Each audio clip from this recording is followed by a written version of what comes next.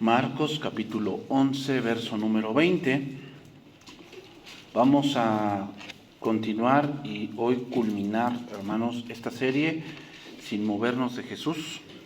Este es el tema número 34. Este último tema de esta serie se titula Tened fe en Dios. Tened fe en Dios. Vamos a estar mirando aquí un suceso donde Dios o Cristo enseña a sus apóstoles sobre un suceso que sucede con una higuera. Y Dios les dice que si tuviesen fe y no dudaran, dirían a este monte. ¿Okay? Marcos 11:20 dice: y pasando por la mañana, vieron que la higuera se había secado desde las raíces. Entonces Pedro, acordándose, le dijo: Maestro, mira la higuera que maldijiste, se ha secado. Respondió Jesús y les dijo: Tened fe en Dios. Porque de cierto os digo que cualquiera que dijere a este monte: quítate y échate en el mar, y no dudare en su corazón, sino creyere que será hecho lo que dice, lo que diga le será hecho. Por tanto os digo que todo lo que pidiereis orando, creed que lo recibiréis y os vendrá. Y cuando estéis orando, perdonad si tenéis algo contra alguno, para que también vuestro Padre que está en los cielos os perdone a vosotros vuestras ofensas. Porque si vosotros no perdonáis, tampoco vuestro Padre que está en los cielos os perdonará vuestras ofensas. Bien, hermanos, hoy llegamos al final de esta serie, donde hemos visto varios sucesos en varios hombres de Dios, donde fueron perseguidos, vieron cosas increíbles, vieron las obras de Dios, y a algunos les trajo miedo, a otros les trajo frustración, a otros discernimiento de quién es Dios.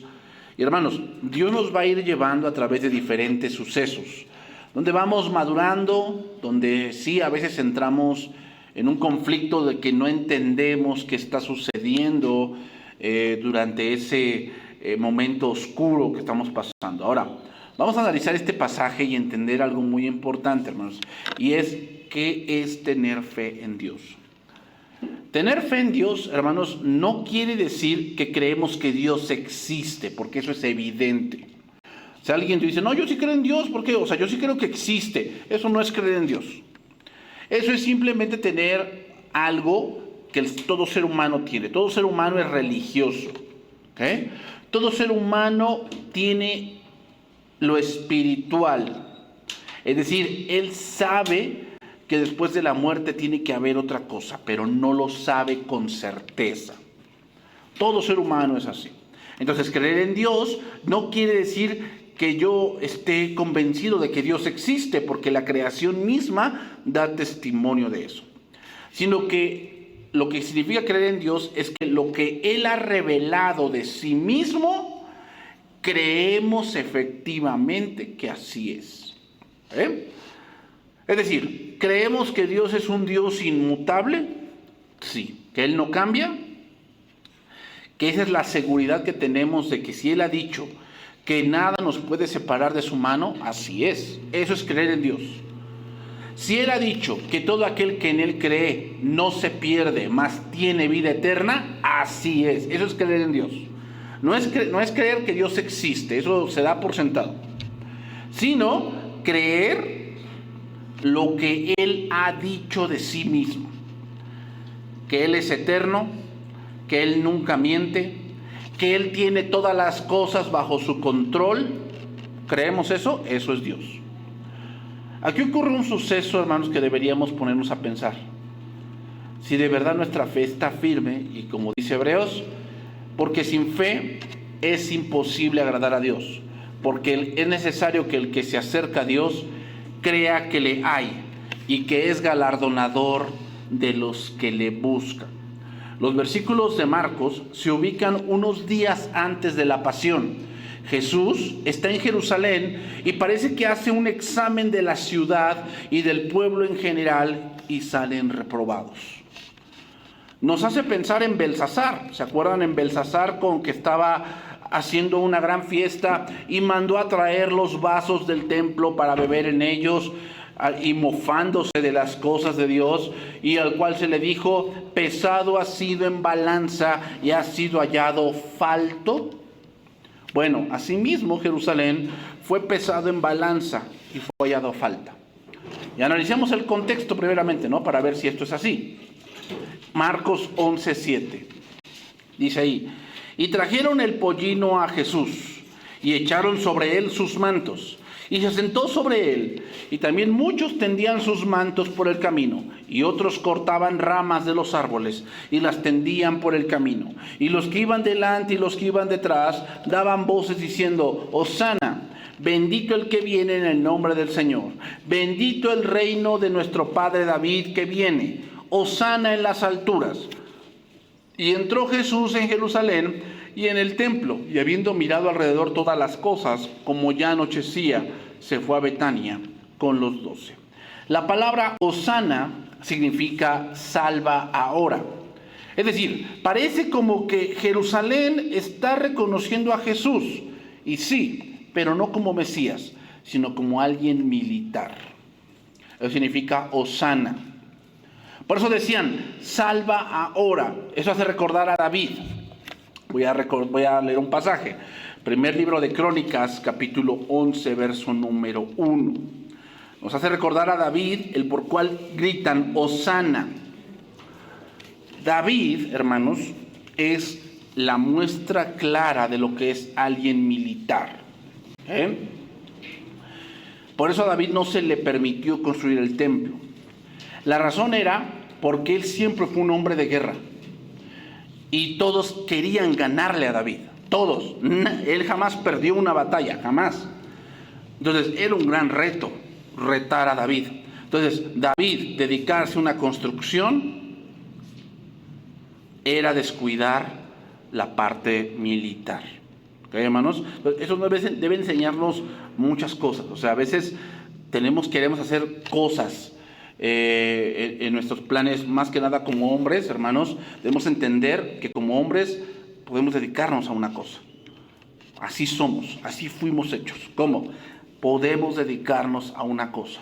Cuando nos empezamos a llenar de actividades, seguramente cosas que son del reino, que son de nuestra competencia más firme, vamos a descuidarlas. ¿Ok? No es bueno llenarnos de muchas cosas.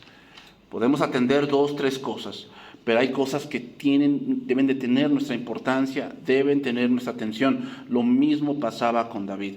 David se encargó de la parte social del pueblo y Salomón se encargó de la parte espiritual del pueblo.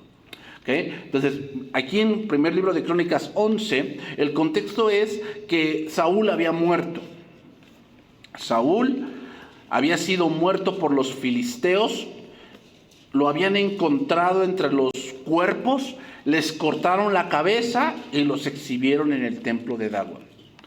Y David pues fue y otros hombres descolgaron los cuerpos y les dieron sepultura. Entonces David empezó a reinar primeramente en Hebrón. No fue luego que él fue rey. Y no se puso a sí mismo. Dice ahí, entonces todo Israel se juntó a David en Hebrón, diciendo, he aquí nosotros somos tu hueso y tu carne. También antes de ahora, mientras Saúl reinaba, tú eras quien sacaba a la guerra a Israel y lo volvía a traer. También Jehová tu Dios te ha dicho, tú apacentarás a mi pueblo Israel, y tú serás príncipe sobre Israel mi pueblo.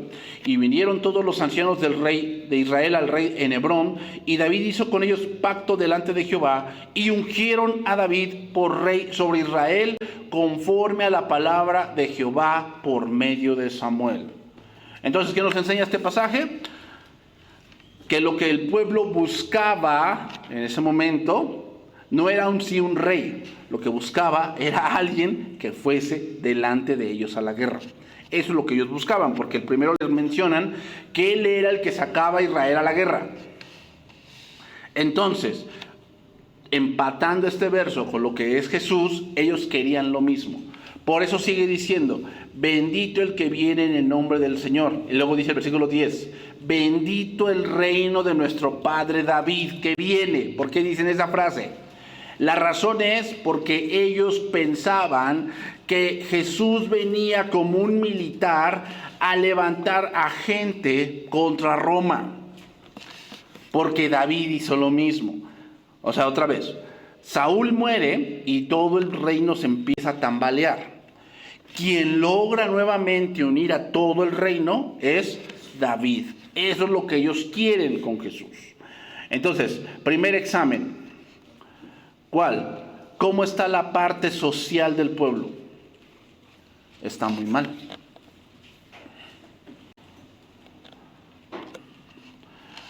Como examen sociopolítico, el pueblo esperaba no un Mesías, esperaba un guerrero. Y como le dijo Jesús a Nicodemo, en Juan 3:3, ¿no? Respondió Jesús y le dijo, de cierto te digo, que el que no naciere de nuevo no puede ver el reino de Dios. Entonces Nicodemo le dijo, ¿cómo puede un hombre nacer siendo viejo? ¿Puede acaso entrar por segunda vez en el vientre de su madre y nacer?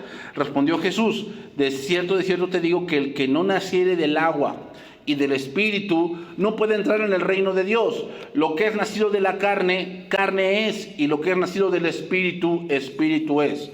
No te maravilles de que te dije, os es necesario nacer de nuevo.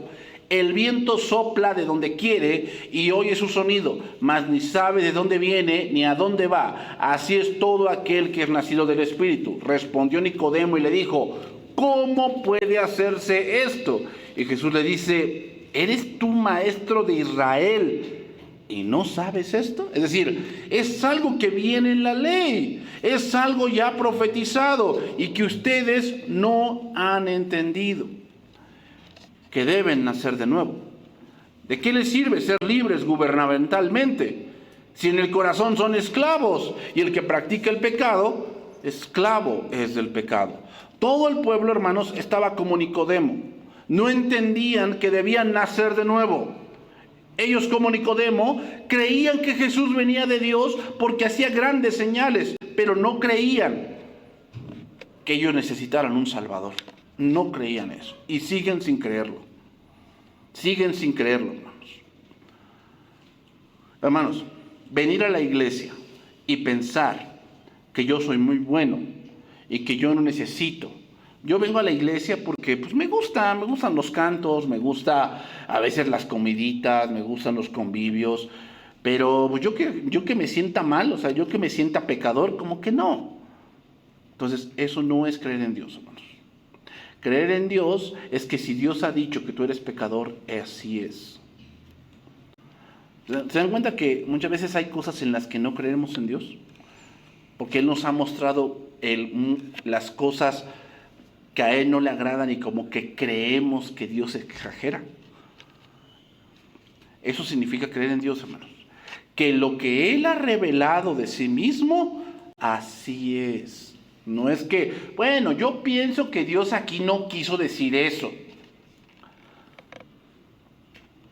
Jesús había hecho grandes señales. Y esas señales podían ser útiles en una guerra. Pero había que convencerlo a que se uniera a la revuelta contra Roma. Seguimos ahí más adelante, Marcos 11:12. Marcos 11:12, seguimos ahí. Al día siguiente, dice ahí, cuando salieron de Betania, tuvo hambre.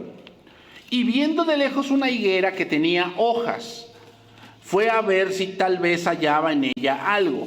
Pero cuando llegó a ella, nada halló sino hojas, pues no era tiempo de higos. Entonces Jesús dijo a la higuera, nunca jamás coma nadie fruto de ti. Y lo oyeron sus discípulos. Lo que llama la atención de este pasaje es que dice ahí, no era tiempo de higos. ¿Acaso Jesús no sabía que no era tiempo de higos? ¿Eso es lo que Él no sabía? Claro que sí lo sabía. Jesús no fue sorprendido por lo que describió con respecto a esta higuera. Usó este evento, hermanos, para enseñar una lección muy necesaria. Una persona teniendo hambre y viendo que la higuera tenía bastante follaje, tiene la esperanza de hallar fruto en ella. ¿Por qué? Porque cuando a la higuera Primeramente le sale el higo y después las hojas. Entonces, al ver muchas hojas, se cree que primero vino el fruto y después viene el follaje. Por eso Jesús va a buscar en ella fruto. Esta higuera en particular, hermanos, al mostrar que tenía hojas, daba la impresión o la promesa de que tendría higos para comer, pero no tenía nada de higos. Así es aquel que dice creer en Dios, pero muestra que no es así, que él es inútil y no productivo. Aunque muestre mucha promesa sin base, no merece nada sino la maldición y la destrucción. Si tú no crees en Dios, si no tenemos confianza en Dios, hermanos, queremos que las cosas de Dios se hagan bajo mis términos y bajo mi pensamiento. Entonces, aún no voy a abordar ampliamente estos versos porque Jesús lo explica más adelante. Seguimos ahí, versículo 15. Vinieron pues a Jerusalén, y entrando Jesús en el templo, comenzó a echar fuera a los que vendían y compraban en el templo, y volcó las mesas de los cambistas y las sillas de los que vendían palomas, y no consentía que nadie atravesase el templo llevando utensilio alguno. Y les enseñaba diciendo: ¿no está escrito, mi casa será llamada casa de oración para todas las naciones? Mas vosotros la habéis hecho cueva de ladrones. Y lo oyeron los escribas y los principales sacerdotes, y buscaban cómo matarle, porque le tenían miedo, por cuanto todo el pueblo estaba admirado de su doctrina. Pero al llegar la noche, Jesús salió de la ciudad. El examen espiritual, hermanos, de la ciudad: reprobados. Primero el examen social y político: reprobados. Y el examen espiritual: reprobados. La fe de las personas, hermanos, se había convertido en un negocio. Se había convertido en un abuso contra ellos. Los que debían ayudar al pueblo a acercarse a Dios, más bien estorbaban el camino de una manera tan mezquina y tan mentirosa.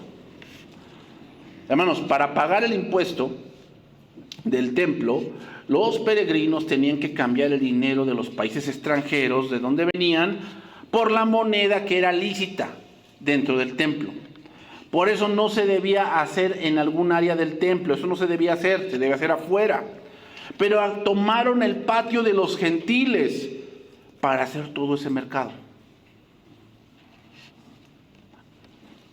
Porque era el único lugar donde podían estar los gentiles, en la casa de Dios. Y en esa área estaba llena de animales, de ruido, de olores, además del tinteo de las monedas, la gritería de los cambistas. Era casi imposible que tan nobles propósitos de oración se pudiesen llevar a cabo. Esa era la vida espiritual. Y así es la vida espiritual de aquellos que no conocen a Dios o que no tienen fe en Dios. ¿Cuál? Quieren negociar. Señor, yo voy a la iglesia, pero tú me tienes que dar esto. Quieren cambiar, ¿no? Negociar. Señor, yo voy a sacrificar en esta parte. O sea, me voy a levantar más temprano, pero pues este negocio, échame la mano, ¿no? Échame la mano. Aquí quiero este negocito, quiero esta casa, quiero este coche. O sea, yo te voy a echar la mano, pero tú échame la mano. Pero peor aún, hermanos, los que tenían permiso de las autoridades del templo para llevar a cabo las actividades mercantiles de allí, se desarrollaban, imponían precios exorbitantes. Los gentiles se veían despojados en el único sitio del templo donde les era permitido adorar a Dios. Es decir, aquel que no tiene fe en Dios, todo lo ve en signo de pesos. Todo lo ve en signo de pesos, ¿va? Yo no voy a hacer esto si no me pagan. ¿Cuánto te pagan ahí? O sea, ¿todo tiene que tener un precio? ¿Todo tiene que tener un precio? Así habían hecho en el templo. Adorar a Dios, orar a Dios, tenía un precio. Ese lugar sagrado se había transformado en un mercado común. Y la situación clamaba al cielo en busca de una solución.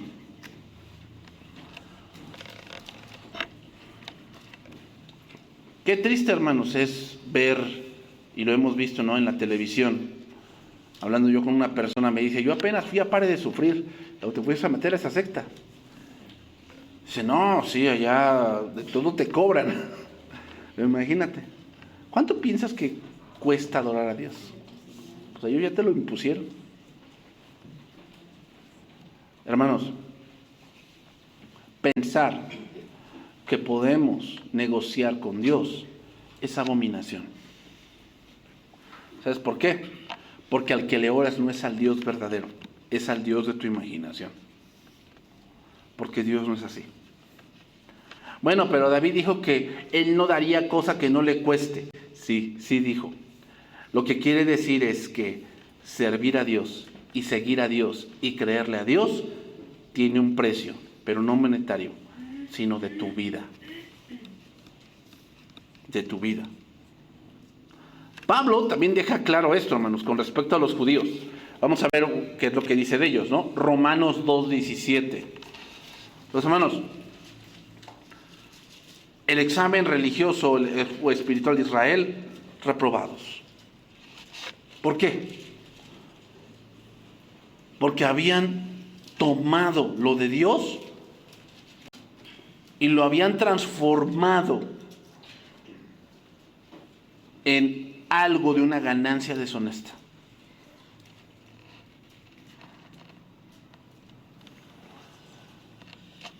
El presidente Trump sacó un edicto, ¿no?, donde no te puedes refugiar en iglesias.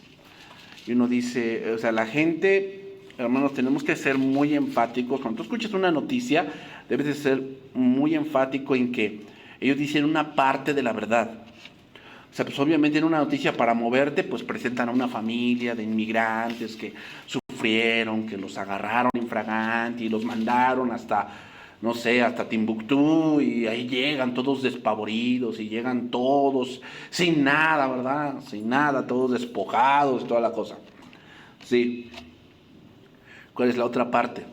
La otra parte, pues es que están ahí rompiendo la ley. O sea, por fin, ¿qué queremos? ¿Que la ley se cumpla o que no se cumpla? Sí, hermanos. A veces nos quejamos de que nada, es que no se hacen las cosas como se dicen. Y cuando se hacen, ¿nos quejamos? Hermanos, muchas de esas congregaciones que están allí, a las cuales ya no se les da permiso de proteger a sus indocumentados, tienen muchas cosas que a Dios no le agradan. Se prestan para lavar dinero. Se presta para hospedar criminales que no quieren dejar su vida pasada. Hermanos, las cosas no suceden porque sí. O sea, ¿por qué tú crees que Dios lo permite? ¿Porque Dios no tiene el poder? No, hermanos. Porque muchas de esas gentes les gusta vivir en el pecado y teniendo como escudo a Dios. Vean lo que dice 2:17 de Romanos. He aquí tú tienes sobrenombre de judío. Vean cómo lo dice, sobrenombre. Sobrenombre significa un apodo. No eres tú, es un apodo. Y te apoyas en la ley y te glorías en Dios. Y conoces su voluntad e instruido por la ley apruebas lo mejor. ¿No les ha tocado ver en las redes sociales, hermanos, gente disque judía, diciendo que no se diga Jehová porque es una blasfemia, y diciendo que no se diga Jesús porque es una blasfemia? Hermanos, ¿tú piensas que Dios está interesado en cómo se pronuncian las cosas? No, está interesado en salvar. Y la Biblia dice, toda lengua confesará que Jesucristo es el Señor. Entonces, ¿por qué? No se dice así, se dice así. Hermanos, ¿tú piensas que eso es ilógico? Ahí dice, ¿no? Y se apoyan en la ley, y te glorías en Dios, y conoces su voluntad, e instruido por la ley apruebas lo mejor, y confías que eres guía de los ciegos, luz de los que están en tinieblas. Así se consideraban esos que estaban en el atrio de los gentiles, ¿no? Soy luz de ustedes, y que yo te dé luz te cuesta. Te cuesta.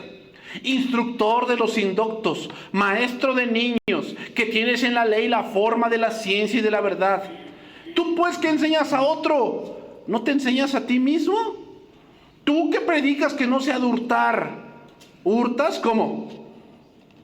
Pues subiendo el precio dentro del templo de lo que costaba. Pues allá afuera te cuesta 100, aquí cuesta 300. Oye, pero entonces voy por él allá afuera, ¿no? Porque estos ya están, o sea, estos pasan porque pasan. Los de allá afuera todavía vamos a darle revisión y vamos a ver si pasan, ¿no?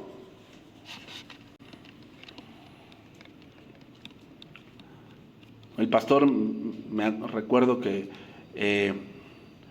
una de las razones por las cuales él dice que no se cobra el instituto es porque él vivió eso. Él dice que donde él se congregaba había instituto bíblico, pero él en ese momento no tenía dinero. Y él quería estudiar el instituto bíblico. Y él fue con el pastor y le dijo, pastor, déjeme estudiar, yo quiero aprender.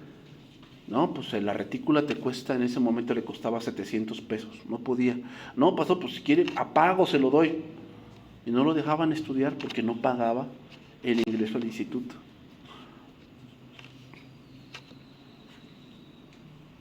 Yo le digo al pastor, pues deberíamos volver a esa. Cobrarles para que pues, de verdad digan, pues sí, me está costando, pues ahora sí le echo ganas, ¿no? Ahora sí le pongo un poco de empeño, va lo que estoy haciendo, porque como no me cuesta, dice ahí versículo 22, tú que dices que no se ha de adulterar, ¿adulteras? O sea, no solamente, hermano, se refiere a adulterar ahí de tener otra mujer, se refiere a mezclar las cosas de Dios con tus cosas personales. Porque adulterar, la punto del adulterio es mezclar, tienes una base, o tienes, por decir una mezcla, tienes Coca-Cola, y tú le pones más agua, eso es adulterar la base de la sustancia. Eso significa, ya está hecho el cómo debe de hacerse las cosas. Ellos ya sabían cómo Dios les habían mandado, ellos habían adulterado el servicio. Tú que abominas los ídolos, ¿comete sacrilegio? O sea, no, aquí los gentiles nada más se quedan idólatras. Pero tú tienes un peor ídolo, ¿cuál? La avaricia. ¿Traficas con la fe? Tú que te jactas de la ley, con infracción de la ley, ¿deshonras a Dios? O sea, mintiéndoles que ese cordero no pasa. Y no, pues si ya traje mi cordero, ¿qué crees? No pasa. Pero aquí tengo otro. Déjame ese y te doy este, sí. ¿Y qué hacían con ese que se quedaban? Pues lo revendían. Ese era el negocio. Pues en verdad, dice, porque como está escrito, el nombre de Dios es blasfemado entre los gentiles. ¿Qué decían los gentiles? No, estos judíos se la saben, ¿verdad? No, si vas al templo, prepárate. Prepárate, ¿no? Como dijo ese hombre de apellido de dinero, ¿va? Mi apóstol me enseñó que para ir a la iglesia llevas dos cosas, Biblia y cartera. Entonces, pues no sé a qué congregación vas, porque... No, a la congregación, ¿sabes lo que debes llevar más? Tu corazón, porque a veces venimos acá y el corazón está allá. Pues en verdad, dice ahí, la circuncisión aprovecha si guardas la ley, pero si eres transgresor de la ley, tu circuncisión viene a ser incircuncisión. Por eso estaban reprobados, hermanos. Por eso Israel estaba reprobada. ¿Por qué? Juzgaban tanto a los gentiles, los decían leña del infierno, pero ellos eran peores. Si pues el incircunciso guardare las ordenanzas de la ley, ¿no será tenida su incircuncisión como circuncisión? Y el que físicamente es incircunciso, pero guarda perfectamente la ley, te condenará a ti, que con la letra de la ley y con la circuncisión eres transgresor de la ley. Pues no es judío el que lo es exteriormente, ni es la circuncisión la que se hace exteriormente en la carne, sino que es judío el que lo es en lo interior. Y la circuncisión es la del corazón. ¿Verdad? ¿Qué decíamos al principio? Nacer de nuevo. Nacer de nuevo. En espíritu, no en letra, la alabanza del cual no viene de los hombres, sino de Dios. Veamos cómo al final Pablo entiende lo mismo que Jesús vino a enseñar. Es necesario nacer de nuevo. La circuncisión no es la de la carne, sino la del corazón. Entonces, el examen espiritual, reprobados. Con la expulsión de compradores y vendedores, y al volcar las mesas de los cambistas y los vendedores de palomas, el Señor limpió el atrio de los gentiles con la autoridad de su palabra. Nadie tenía una respuesta contra su justa ira. La conciencia de los transgresores estaba de acuerdo con lo que hacía Jesús. Además de esto, Jesús impidió que el área reservada a los gentiles se usara como atajo entre la pared oriental de Jerusalén y el monte de los Olivos. Las autoridades del templo se habían permitido eso, habían perdido todo el sentido de la presencia de Dios. Por extraño que parezca, hermanos, esta prohibición fue incluida en el Talmud judío. Los funcionarios del templo no solo le quitaban a Dios el honor que le correspondía, sino que despojaban a los gentiles de su único sitio de oración a Dios en el templo. Es increíble, hermanos, cuando los dirigentes de una congregación quitan el único momento de estudiar la Biblia por sus sueños guajiros. Es increíble. Hasta tal punto, hermanos, había caído la religión oficial en días de Cristo, que la casa de su padre había sido convertida en madriguera de quienes ponían su propio interés por encima de la voluntad de Dios. Hermanos, cuando no tenemos fe en Dios y no conocemos a Dios, en eso nos vamos a convertir. ¿En qué? En gente que un día conoció, pero después ataca lo que conoció. Hermanos, no es cualquier cosa. La gente que se va pensando que no pasa nada, no, Dios les va a demandar su palabra, les va a demandar. Entonces la pregunta que viene acá es, ¿tomamos nuestra fe y nuestra vida en la iglesia seriamente? ¿Tomamos nuestra fe y nuestra vida en la iglesia seriamente? O sea, el hecho de que vengas a la iglesia no me dice que crees en Dios. Otra vez, creer en Dios es creer efectivamente lo que Él ha revelado de sí mismo. O permitimos que nuestra vida religiosa se limite solamente a una simple participación social. O sea, yo pertenezco acá porque pues ahí va mi cuate. Cuando mi cuate se vaya, yo me voy. Es una simple participación social. Eso no es creer en Dios, hermanos. Y llegamos a nuestro pasaje inicial, ¿no? Que es la evidencia de cuál fue la calificación de todo lo que Jesús vio y que pesó en balanza, ¿no? Marcos 11:20. Y pasando por la mañana vieron la higuera que se había secado desde las raíces. Desde las raíces. ¿Por qué? Porque todo estaba mal desde la raíz. Los dirigentes, los sacerdotes, los gobernantes, todos estaban pensando en sí mismos nada más. Entonces Pedro, acordándose, le dijo: Maestro, mira la higuera que maldijiste, se ha secado. Respondiendo Jesús les dijo: tened fe en Dios. O sea, lo que me sorprende, hermanos, de la respuesta de Cristo es como que les responde como que, a ver, eso no fue lo que dije, ¿no? O sea, la respuesta obvia sería: dense cuenta lo que Dios hace, ¿no? No, les dice: tened fe en Dios.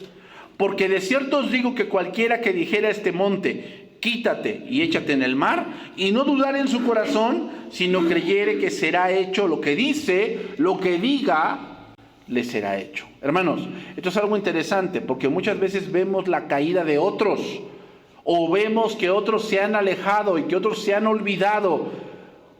Pero si tú no te mantienes en la fe, caerás peor. Caerás peor. O sea, le sorprendió eso a Pedro, pero debía entender que eso es Israel. Eso era Israel. Se estaba secando. ¿Por qué? Porque no conoció el tiempo de su visitación. Dios ahorita nos da tiempo, hermanos. Y Dios quiere que le conozcas, claramente que sí. Pero si menospreciamos estos tiempos en los que podemos estudiar, podemos aprender y podemos hacer cosas para Dios, si no los aprovechamos, vamos a caer en otras cosas. Los guías religiosos de Israel habían caído de la fe y Jesús no quería eso para sus apóstoles. Como estaban cerca del monte de los olivos y no lejos del mar muerto, Jesús usó el ejemplo de un monte y un mar como ilustración para enseñarles que la fe, como ahora les está diciendo, puede mover montañas.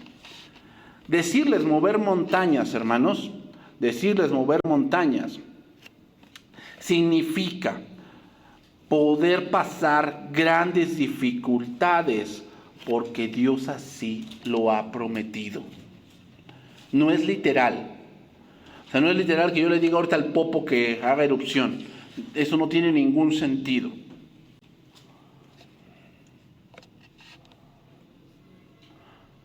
Decirles tener fe en Dios era porque Israel no lo tenía. Tenían el templo y tenían ritos y tenían costumbres, pero no fe. Que no te pase eso a ti. Tal vez tú dices, el domingo voy a la iglesia, qué bueno. Pero ¿por qué vas? ¿Por rito? ¿Por costumbre? ¿O porque eres hijo? Hermanos, nos puede pasar lo mismo. Sí, vamos a la iglesia. Sí, tenemos Biblia. Sí, tenemos programas de estudio. Pero no tenemos fe. No tenemos fe.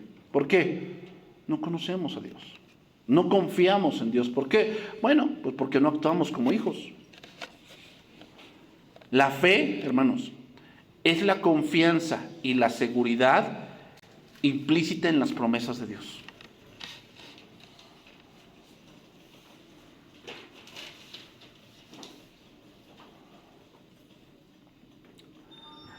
En la población de Estados Unidos, hermanos,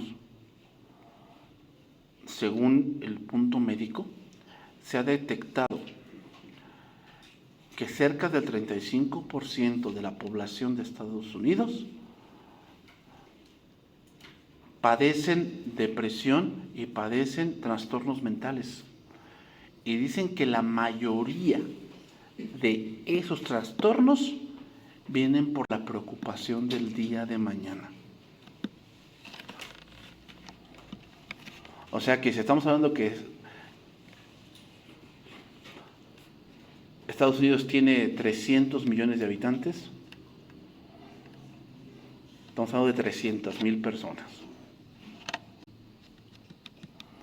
que padecen de ese tipo de cosas. ¿Por qué, hermanos? Por habernos olvidado de las promesas de Dios. O sea, la mayoría, no digo que todas, pero la mayoría de problemas de depresión, de angustia, de problemas en las que mucha gente empieza a ver cosas donde no hay, la mayoría es porque se han olvidado de las promesas de Dios. Dios es todopoderoso, mas en ninguna parte, hermanos, ha prometido responder a nuestra oración si en ella pedimos que una montaña se arroje al mar. Tenemos que estudiar la palabra para saber qué es lo que Él ha prometido. Él no va a apoyar algo que Él no ha prometido o que va en contra de su voluntad. Él no va a apoyar eso. De manera que nuestra fe y las oraciones de ella fluyen ahí, deben estar basadas en lo que Dios ha prometido. En lo que Dios ha prometido. Israel estaba sumergida en una falsa promesa de ser libres y además de una falsa religiosidad. ¿Y qué creen, hermanos? Hoy es lo mismo, creyendo falsas promesas de Dios que jamás Él ha dicho. Hoy los creyentes creyendo que ellos no deberían enfermarse. ¿Dónde dice eso? Los creyentes pensando que la Biblia dice que yo siempre estaré en victoria. Sí, victoria se refiere a conocer a Dios y a hacer su voluntad, no a que siempre te vaya bien. No se refiere a eso. Creyentes que llevan un cristianismo por religiosidad y no por fe. Juan 9:35. Juan 9:35. Y nos vamos yendo por la parte final, hermanos. Entonces, hermanos, tenemos vivencias con Dios. Yo creo que todos tienen alguna vivencia con Dios, que han tenido momentos difíciles y que Dios los ha sacado adelante. Yo sé que sí. Pero tu fe no debe estar basada en eso, de que tú piensas que Dios es real porque te sanó de tal cosa. Sí, Dios fue, pero tienes que ir más allá. Dios ha prometido que no te dejará. Dios ha prometido que ¿qué? Que siempre te sustentará, ¿o no? Dios ha prometido que aún en la noche más oscura, su palabra estará allí. Dios ha prometido eso. Y hay muchas promesas en la Biblia, pero por eso, hermanos, nuestras oraciones son tan vagas y pedimos por cosas vanas. Por eso dice Santiago, ¿no? Y cuando piden, ¿ustedes qué? Piden mal, ¿para gastar en qué? En vuestros deleites. O sea, ahí podemos ver una métrica, cuando estamos orando por cosas que me van a alejar de Dios, ¿tú piensas que Dios te va a responder que sí?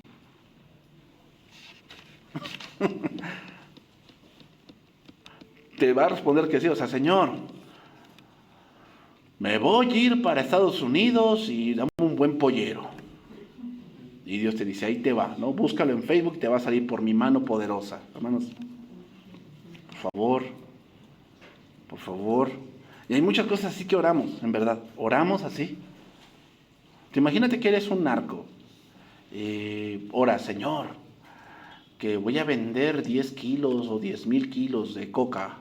Señor, que se venda toda, que nada se desperdicie. ¿Y qué te va a decir el Señor? Amén. O sea, por favor. Por favor, hermanos. O sea, Dios ha dicho que Él no nos dejará ni nos desamparará. Y también Él dice que debemos tener balanzas justas. ¿Qué decir balanzas justas? Hay maneras de hacer dinero, ¿o no? Hay maneras buenas de hacer dinero y hay maneras ¿qué? Sucias de hacer dinero, ¿o no? Dios me bendijo. Oyó Jesús que le habían expulsado, 9:35, y hallándole le dijo, ¿crees tú en el Hijo de Dios? ¿A quién le dice esto? Al ciego. Al ciego de nacimiento. Respondió él y le dijo, ¿quién es, Señor, para que crea en él? Le dijo Jesús, pues le has visto, y el que habla contigo, él es. Dos cosas, hermanos. Uno, debemos ver la persona de Jesús en las Escrituras. No se puede decir que alguien cree en Dios y no ve la persona de Jesús en las Escrituras, que sigue pensando que la Biblia es de un hombre que por ahí se inventó, porque Jesús no es el único maestro. Si tú no tienes la vista puesta en Jesús, tú no crees en Dios. Y número dos, tiene que ser alguien que ame escuchar la palabra. Porque eso dice, y el que habla contigo, él es, o sea, dice que cree en Dios, pero de la Biblia, ni fu ni fa. Y le dijo, creo, Señor, y le adoró. Jesús dijo, para juicio he venido yo a este mundo, para que los que no ven, vean, y los que ven, sean cegados. Entonces algunos de los fariseos que estaban con él al oírlo esto dijeron, ¿acaso nosotros somos también ciegos? Jesús les respondió, si fueseis ciegos, no tendríais pecado, mas ahora porque decís, ¿vemos? ¿Ven lo que dice? O sea, muchos vienen a la congregación, pero no porque se sientan pecadores. Vienen a la congregación, pero no se sienten pecadores. ¿Qué se sienten? Pues vengo a un club, ¿no? O hay algunos que cuando se les da la bienvenida se ponen a la defensiva, así como que no, pues no me digan nada porque yo siento que yo soy bien. O sea, nadie debe de juzgar. Cada quien su vida. No es que cada quien su vida. Es lo que dice Dios. Dios ha revelado que eres pecador y que no hay justo. ¿Creemos eso? ¿Que no hay justo ni a uno? Porque a lo mejor Krishna, sí. A lo mejor la Madre Teresa de Calcuta. Esa sí es, mi abuelita, si lo hubieran conocido. Hermanos, platicando con una persona, él se justificaba diciendo, no, es que ¿de qué sirven que vayan a la iglesia si afuera no cambian? Se justifica. Yo le dije, ¿tú piensas que vas a la iglesia para cambiar? Mira, pues qué fácil sería, ¿no crees? Tú quieres cambiar por si tu dieta. Y entonces vas a la iglesia y ¡pum! Cambias. Pues dices, sí funciona. Ese razonamiento viene porque pones a la iglesia a un nivel humano. A un nivel así de que si ocurre algo, entonces sí es verdad. Y no entiendes que hay que nacer de nuevo. Hermanos, la gente sigue sin entender que deben nacer de nuevo. Siguen sin entenderlo. Pero ¿cómo será esto posible? Si no creen en Jesús. Creen en muchas cosas. Bueno, hasta le dan más peso a las cábalas que a la obra de la cruz en el Calvario. Entonces, terminamos. 11:23 de Marcos. Y con eso vamos a ir terminando. Terminamos el pasaje. Porque de cierto os digo que cualquiera que dijera a este monte, quítate y échate en el mar, y no dudar en su corazón, sino creyere que será hecho lo que dice, lo que diga, le será hecho. Por tanto os digo, y aquí viene un gran monte, todo lo que pidiereis orando, creed que lo recibiréis y os vendrá. Y cuando estéis orando, perdonad si tenéis algo contra alguno, para que también vuestro Padre que está en los cielos os perdone a vosotros vuestras ofensas. Porque si vosotros no perdonáis, tampoco vuestro Padre que está en los cielos os perdonará vuestras ofensas. Jesús también llamó la atención a un elemento que puede socavar por completo la oración, hermanos, que llevemos ante el trono de Dios, y es un corazón que está lleno de mala voluntad. Lleno de mala voluntad. ¿Y sabes qué pasa con un corazón lleno de mala voluntad? Empieza a pedir por competir. Él quiere cosas no porque las necesite, sino porque eso le da estatus. ¿Sabes qué es el estatus? La forma en que la sociedad te ve. Cuando tu corazón está lleno de mala voluntad, empiezas a pedir cosas por ti.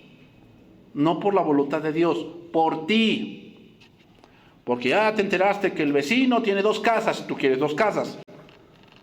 Y ya te enteraste que el vecino invirtió en tal empresa, tú quieres invertir en otra.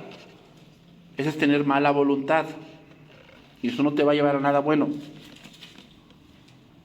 La purificación del templo había dejado claro que esa era la clase de corazón que tenían los líderes religiosos. Las oraciones que le dirigían a Dios eran tan falsas como malvadas. Eran de un corazón lleno y atestado de avaricia y de mala voluntad contra los gentiles.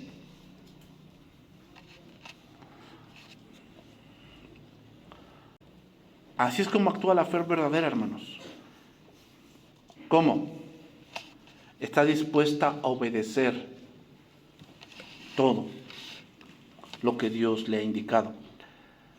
Hermanos, la fe hace posible lo imposible.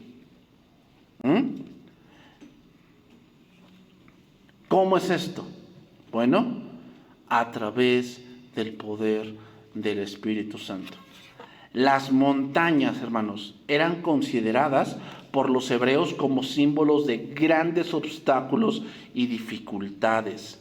En la literatura rabínica, un maestro que pudiera explicar un pasaje difícil sería considerado un removedor de montañas. Entonces, hermanos, sí, nos vamos a enfrentar a grandes retos. Los más grandes retos, hermanos, no son, fíjate, los más grandes retos no son los materiales. Los más grandes retos son los que implican derrochar a tu yo. Esos son los más grandes retos. El que mueras tú por hacer lo que Dios te manda, ese es el más grande reto. El más grande reto es, como dijo Cristo, perdonar lo que el mundo llama imperdonable. El más grande reto es darle a tu enemigo de comer cuando no se lo merece. Ese es el más grande reto, la más grande montaña. Porque, hermanos, dar a los pobres, el mundo también lo hace. No hacen fundaciones y tú piensas que las hacen porque son bien generosos. Por favor, pues esas fundaciones hacen que todo lo que metan allí, el gobierno se lo regresa en impuestos. Por favor, o sea, tú piensas que son porque son bien buenos y la fundación fulana y la fundación futana y... O sea, todos tienen fundación, eso es lo que me sorprende. Futbolistas tienen fundación, artistas tienen fundación. ¿Por qué tienen toda esa fundación? Pues ponte a leer legalmente y pues eso es un gran negocio. Y de paso, pues me ganó el cielo. ¿Ah? Hermanos, ¿tú piensas que esa es una gran montaña para ellos? Pero ¿sabes cuál es la gran montaña para esos grandes artistas? ¿Por qué crees que se divorcian tanto? Porque esa gran montaña de su ego es imposible pasarla. Porque ella no me respetó. Ella se quiso meter con mi buque que tengo allá anclado en la bahía de California. Me dijo que para qué lo tengo y pues yo no se la perdono esa. ¿Quién es ella? ¿Quién es él para decirnos? Bueno, ahorita con el feminismo, hermanos, se forman grandes montañas para las mujeres que solamente con la fe en Jesucristo se pueden vencer. Solamente así, hermanos. De una u otra manera, no se pueden. Hermanos, la falta de oración es falta de fe. Por eso hay muchas cosas que son difíciles para nosotros. Y es por falta de oración. Necesitamos comprometernos con Dios. No porque tengamos un sistema religioso o una vida social que parece muy piadosa. No, hermanos. Debemos esforzarnos por creerle a Dios. Por creerle a Dios. Porque sin fe es imposible agradar a Dios, hermanos. Es imposible. O sea, qué bueno que nos esforcemos por las cosas en las que debemos de venir y toda la cosa. Pero, hermanos, debemos enfocarnos en algo más y es en tu corazón. Es en tu corazón. Cada vez que vienes un domingo, ¿qué hay dentro de tu corazón? Si el pastor va a decir, es que yo tengo que venir porque pues este es mi trabajo, sí, es parte de, pero no olvides que tú también eres oveja, que tú también te quieres ser enseñado. Bueno, tú como oveja cuando vienes el domingo, ¿a qué vienes? ¿Cómo está tu corazón? ¿Enseñas a los niños porque no te queda de otra? Es que esa es mi chamba, así, eso es lo que yo decidí. No has entendido, tú no crees en Dios. No has comprendido que si tú crees en Dios, eso que te está permitiendo enseñar su palabra y entenderla, ¿tú piensas que eso es algo bajo? Hermanos, poder entender verdades del Evangelio es algo que solamente Dios te puede dar. Porque ni los sabios ni los entendidos las han podido entender. O sea, entenderte una clase y exponerla a unos niños, o exponerla en una escuela dominical, o en un discipulado, o en un estudio, entenderla y exponerla es una gracia de Dios. Pero cuando pensamos que es algo mecánico, ¿sabes qué piensas? Que es por ti. Que tú eres bien sabelo todo. No es cierto. No. Israel pensó eso, reprobado. Que no pensemos nosotros eso. Nosotros estemos pensando que sin fe es imposible agradar a Dios, hermanos. Vamos a orar y vamos a terminar este tiempo. Padre,